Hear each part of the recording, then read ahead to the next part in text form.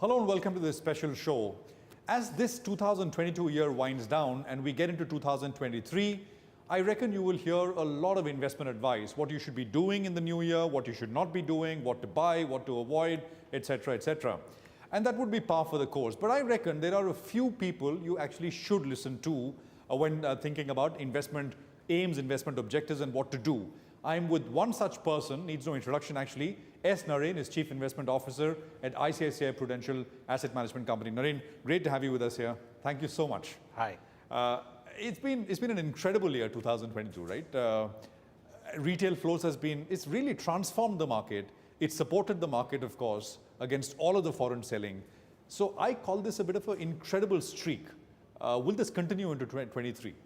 I think it will, but I would have never imagined that $30 billion of FII selling, which is more than 2.5 lakh crores, and Indian markets end positive.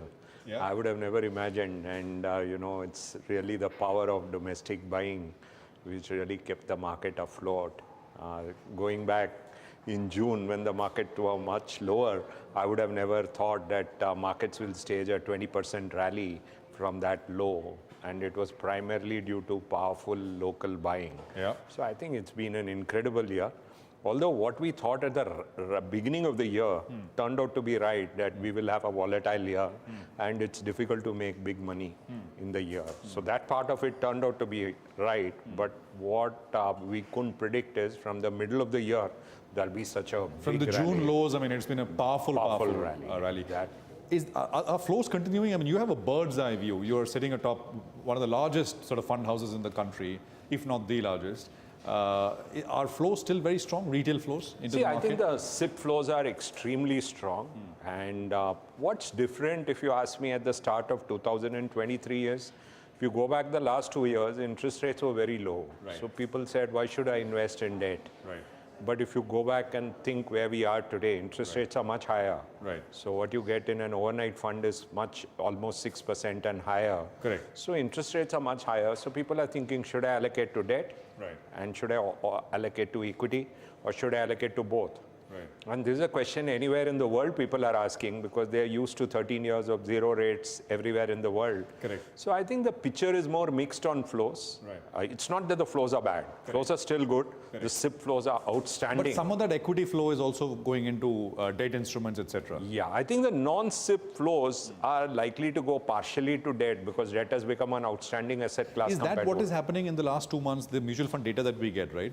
The SIP number is at all-time high, but the discretionary, non-SIP number actually is not looking good, right? It's logical. It's logical that people will also consider debt, because if you're going to get much better returns on debt than you were getting 2 years back or 1 year back, why wouldn't people consider debt? But it is going into financial products. I mean, it's not as if that money is not coming into... Yes. It's getting invested, not in equity, but in... Yes, in clearly. debt. If you look at the last month, what we saw was that debt index fund Right. have received huge inflows, and that's something which possibly as a product didn't exist 2 years back. So I think clearly we are seeing a situation that people will consider debt and SIP, both, and that will be the change which we will see in 2023. Okay, I always, you've always been actually one of the very few true value investors.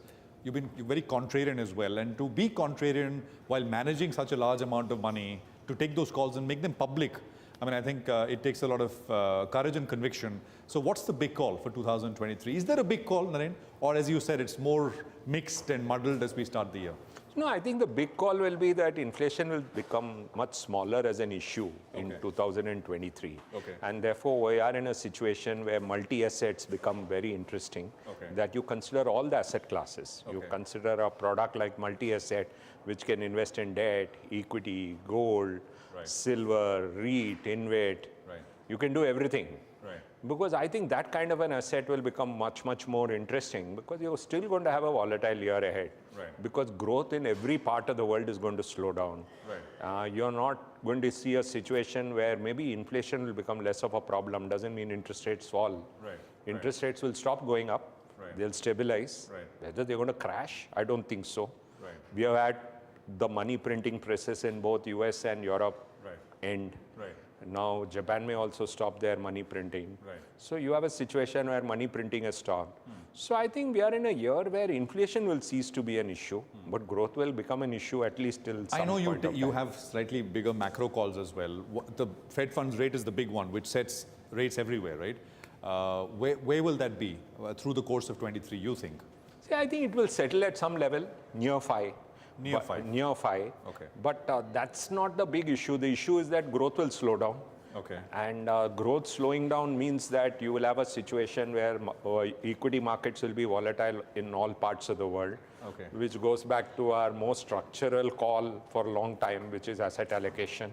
Okay. So I think that's But will growth slow down enough to cause a earnings recession? Because, last, I think 15 years we've had, whenever there has been a recession, it's been deflationary, right? 2008 was a case in point. Earnings compressed quite a bit. Or do you think it's possible we get a slowdown, a recession, but not deflationary in nature? I mean, it's still a little bit of inflation is there, so nominal earnings will not fall that much. What's your sense? Hey, I'm saying that if you have a market which trades at 20 times earnings, you Right. don't need earnings to fall. If you have earnings falling substantially, then you have a crisis. Right. You can have a slowdown in earnings growth. No, we're talking about India or the US now? In India. In India, okay. I think that's the challenge in India. Right. We're not trading cheap in India. Correct. So you don't need earnings to fall. We need earnings to grow. You need earnings to grow. If the growth in earnings slow down significantly, that itself would be a problem at the kind of valuations we are in India. Okay. So that can happen. FY23, I was looking at numbers. 23 full year estimates have already been pulled back to about, I think, 8-9% now, right? Yeah, but still we are all counting on reasonable earnings growth for 24. So what do you think? It'll have to come off? It depends. We'll have to see how the global environment is. Because see, oil falling in the last 1 month is Right. a powerful positive. Right. So if oil keeps falling, that's Right. a very powerful macro positive for India. Right. So if you had oil at 100 and if you have oil at 80 or Right. if you have oil at 60 Okay. and if you have along with that coal prices falling, all these things are very powerful positives for India. Okay. I think we have to look at what happens to energy prices. 2022 was a problem also because energy prices went up substantially. Right. So if energy prices fall, I think that would be a very good positive for India, and that's not yet factored And in. do you have a call there? Oil, I know you mean, We have never gone right. but what's your bias? I mean, higher? The or- bias is that it doesn't fall, but maybe it never will go to the problems of 2022. Okay. But I don't think it looks like energy prices can crash. Okay. That's how, because 2022 was marked by another big thing, that you had big China COVID. Right. Now China is saying we are going to stop COVID and we are now going to go back to normal situation. Right. In that situation, can energy prices crash? Right. That's a question we are asking ourselves. Right. So I think maybe oil won't go back to 120. Right. Oil may not go down to 60. Oil will be range bound. Right. And along with that, all the other energy prices will be range bound, Right. which is an okay environment, but not the extremely great environment. Since you brought up China, let me just finish that point on China. I mean, 22 has been also marked by this debate that, a lot of investors, both FII, portfolio and FDI, will look at India because China has gone through a lot of trouble and people have lost trust maybe, etc. As China reopens, you think that introduces competition once again for both flows and investments into the country? I think there are two ways to look at it. One is emerging market as a class also suffered. Correct. In 2022. I think emerging market as a class will come back. Okay. I don't think we are in that situation where we have to worry about emerging market as an asset class. Correct. China will come back. Emerging markets will come back. Will China be completely out of favor all the time like they were in 2022? May not be. Correct. So I think emerging markets may get flows. Right. Dollar may have peaked. Right. So we are in a much better environment for emerging markets. Right. Within that, can China be completely dumped? I don't think so. Right. So I think we are in a better environment for emerging market. So that's how we see it. So in a way, if dollar is, as you said, peaked, maybe it's already peaked, right? Yeah. You think it has peaked? I think dollar has peaked. Oh, and that is great news for emerging markets, right? Yes, Emerging yes, market flows, yes, etc. So 23 could see return of foreign flows in a big way? See, but if you have growth slowing down everywhere in the world, Right. is that a very good environment for equity? That is the question we are not able to answer. So what is the right asset allocation, Naren, if I can ask you that right There now? is no such right answer. Is equities Broadly, in the cheap? ballpark, Is I mean, equities what's cheap? The answer is no. Right. Is gold likely to do well?